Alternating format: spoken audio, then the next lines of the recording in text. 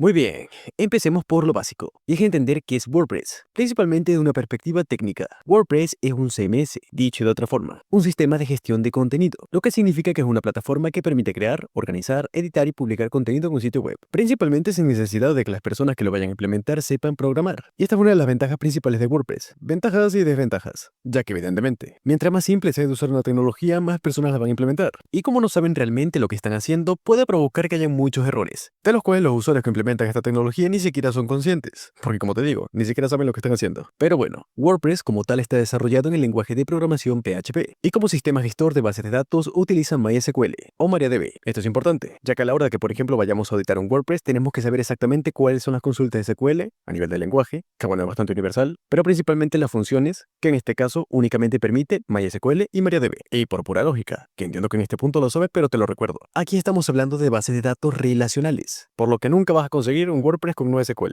por lo menos no de forma nativa. Ahora bien, más detalles técnicos. WordPress es un software libre bajo la licencia GPL de versión 2, lo que significa que cualquier persona tiene el derecho legal de usar, estudiar, modificar y distribuir el software. Por consecuencia, y esto es importante a nivel de ciberseguridad, todo el código de WordPress es público. Y adicionalmente, gracias a esta licencia muchas personas pueden crear plugins y temas. Y esto es uno de los problemas principales, que gracias a esta licencia hay una especie de vacío legal, porque sí, muchos plugins y temas a nivel de WordPress son de pago, pero gracias a la licencia bajo la que se distribuye WordPress, la mayoría de estos plugins se pueden conseguir descargar de forma legal. Hablamos de descargarlo, por ejemplo, de forma gratuita, aunque el plugin sea de pago, ya que principalmente la cuestión de pago, los desarrolladores se le atribuyen al tema del soporte y actualizaciones automáticas del plugin. Pero el hecho de que el código como tal esté ligado a WordPress y WordPress cuente con esta licencia, implica que este plugin o tema se pueda descargar de forma gratuita, aunque originalmente sea de pago, y que, entre muchas comillas, sea legal. ¿Qué ocurre con esto? Que existen muchos sitios, a nivel de repositorio, en los que tú perfectamente puedes pagar, por ejemplo, una suscripción anual, y puedes acceder a descargarte plugins y temas de WordPress completamente gratis. Bueno, gratis no, tuviste que pagar la suscripción esa, pero evidentemente el precio que pagaste es ínfimo, en comparación con la cantidad de plugins y temas premium que puedes descargarte. Pero ¿qué ocurre aquí? Que la mayoría de estos repositorios suelen obtener estos plugins de una forma nulled,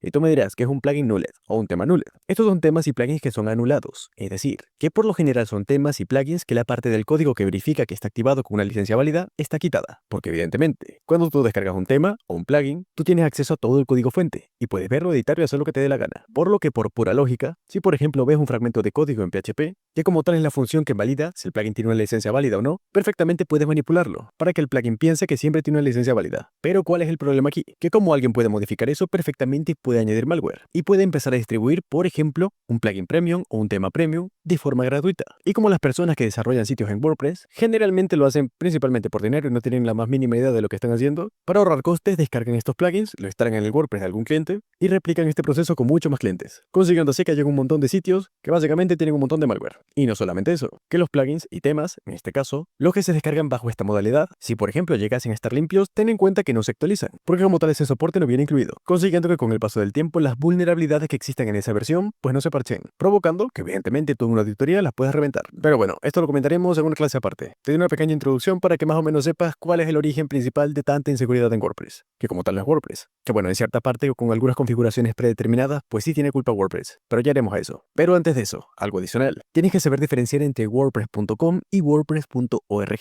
ya que como tal WordPress.com es una plataforma hospedada y todo está gestionado por la empresa Automatic. Y digamos que esta fue una de las formas que intentaron hacer para que WordPress fuera más rentable, porque te digo, usar WordPress es completamente gratuito y recibes actualizaciones constantes del núcleo de WordPress, pero WordPress.com no es gratuito. Yo te comento esto para que lo tengas en cuenta, pero potencialmente en toda tu carrera nunca vayas a auditar un sitio en WordPress.com, las cosas como son, viejo. En cambio, WordPress.org no hospeda absolutamente nada, solamente tú te descargas todos los ficheros fuente que componen toda la estructura de ficheros de WordPress, los asocias a una base de datos y con tu propio servidor web, ya sea Apache, Nginx o el que te dé la gana, lo pones al servicio, así de simple. Pero bueno, básicamente esto es WordPress. A lo que tú te puedes preguntar, ¿realmente es rentable aprender actualmente auditorías web en WordPress? Yo te digo que totalmente sí, ya que te digo, más del 40% de todos los sitios web que existen en el mundo en este momento están hechos en WordPress. Por lo que básicamente, si sabes auditar bien WordPress, técnicamente sabes auditar casi la mitad de Internet, a nivel de sitio web. Y te digo, WordPress es un proyecto que lleva muchísimos años. Y te aseguro que en tu carrera en ciberseguridad, principalmente seguridad ofensiva, los WordPress que vas a auditar no van a ser uno ni dos, van a ser miles. Por lo que es importante que realmente sepas cómo se auditan estas plataformas, más allá de lanzar simples comandos sin entender nada. Aquí vamos al trasfondo, papá. Así que con esto explicado, continuamos. Y antes de continuar con esta clase, vamos a ver un mensaje del patrocinador de este video. Claro que ya.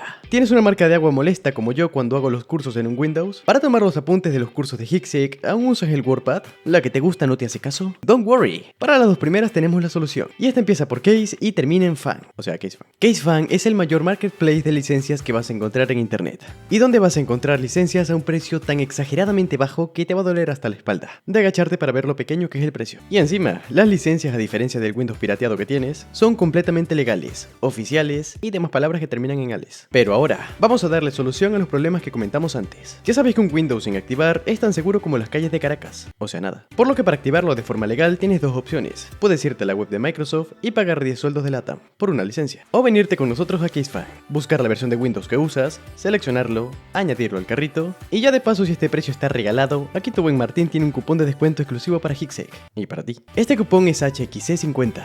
Tú solamente lo escribes, lo aplicas y magia dude. $7 por activar Windows de por vida. Amigo, dame 100, y ya que estás dame una novia. Por otro ladation, si quieres ya por fin tener el bendito Word instalado sin que 20 Carlas te quieran conocer, más de lo mismo. Busca la versión de Office que quieras, la seleccionas, la añades al carrito, y en este caso usarás el cupón HXC62, y toma, 62% de descuento. Además, recuerda que si tienes algún problema por lo que sea, puedes hablar con CaseFan, ya que tiene soporte 24 horas al día, los 7 días de la semana. Son como Rexona, nunca te abandona. Así que te dejo los enlaces con los cupones en la descripción, para que tomes acción ya mismo, y actives ese Windows por favor, y ya te vengas al lado de los profesionales. Dicho esto, muchas gracias a CaseFan por patrocinar este video. Ahora sí, dude, continuemos.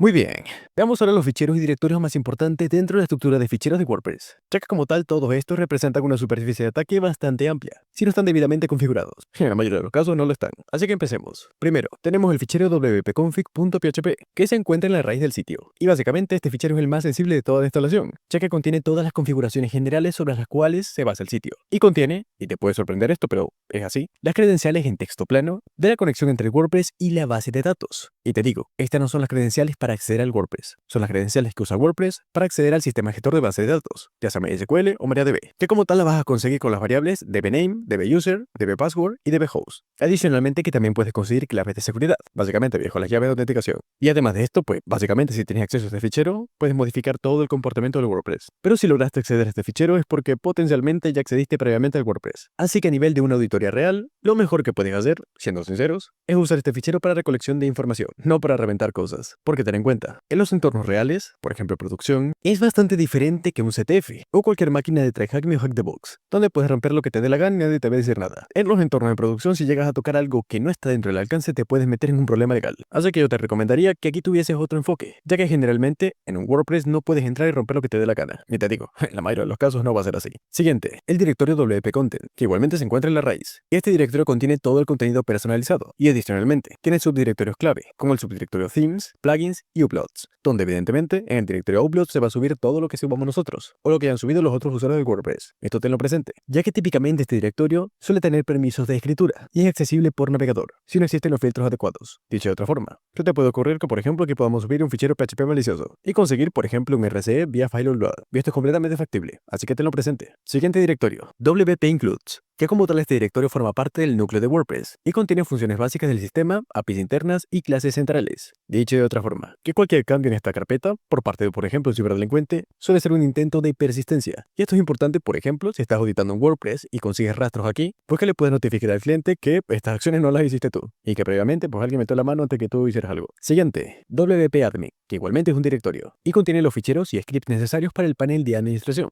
Siguiente, el fichero .htaccess, que esto únicamente lo vas a conseguir si por ejemplo el servidor que usas es un Apache. Si es un Nginx, pues no. Donde todas las configuraciones que se apliquen dentro de este fichero, a nivel jerárquico, tienen más peso que todas las configuraciones aplicadas en el WordPress. Por ponerte un ejemplo, si digamos el administrador del WordPress quiere que cuando un usuario acceda a cierta URL lo redirija a otra, si nosotros hacemos una configuración que omita esta dentro del htaccess, la configuración del htaccess prevalecerá y dominará sobre la del WordPress. Y esto es importante, porque perfectamente podrías ocultar una reverse shell y a nivel del htaccess hacer que nadie pueda acceder a ella, menos tú, a través de por ejemplo expresiones regulares u otro tipo de reglas. Ten en cuenta que la sintaxis de htaccess es completamente diferente a la del lenguaje PHP. Siguiente, y esto a nivel de recopilación de información. Tenemos ficheros de logs y potenciales ficheros de backups que pueden estar expuestos, ya que generalmente, y de forma automática, cuando se hace una configuración crítica en alguno de estos ficheros, por ejemplo wp-config, el htaccess y demás, en muchos casos el propio WordPress genera una copia de este fichero, consiguiendo que el fichero modificado obtenga el nombre original, por ejemplo wp-config.php, y que el fichero anterior antes de la modificación modificación pase a llamarse wp-config.back. Por lo que esto es importante, ya que a lo mejor puedes acceder a un WordPress, llegar a comprometerlo y darte cuenta de que existen a lo mejor 3 ficheros wp-config, 1.php y 2.back, lo cual evidentemente deberás revisar, ya que a lo mejor, por ejemplo, pueden haber diferentes credenciales a nivel de conexión con el sistema gestor de bases de datos, y esto es información que puedes recabar.